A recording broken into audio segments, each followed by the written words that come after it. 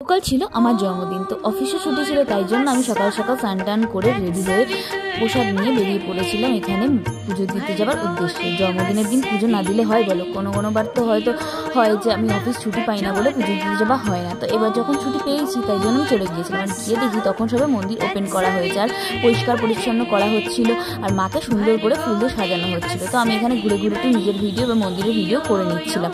এই ওলাচণ্ডীতলা মন্দির হচ্ছে আমাদের এখানে অনেক জাগ্রত একটা মন্দির। আমাদের কোনো অনুষ্ঠান হলেই বা কোনো অকেশন হলেই এখানকার সব মানুষরা আমরা এই মন্দিরে গিয়ে পুজো দিতে চাই। আর এখানে ছিল আমার মহাদেবের মন্দির, মহাদেব হার হার মহাদেব। এই মন্দিরের ভেতরেই আছে মহাদেবের মূর্তিটা। তো এখানে পুরোহিত পুজো করছিল। আর পুরোহিত মশাই না আমার অনেক দিনের চেনা, উনি এখন আমার বাড়ির পাশেই থাকে।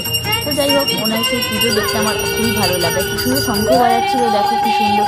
তো সেটা দেখতে মন ভরে যায়। এরপর আমার পুজো হয়ে গেল আর তারপরে আমি এখান থেকে বেরিয়ে আসলাম বাড়ির উদ্দেশ্যে। ভিডিওটা কেমন লাগলো অবশ্যই জানাবে, ভালো লাগলে লাইক করুন, সাবস্ক্রাইব করুন।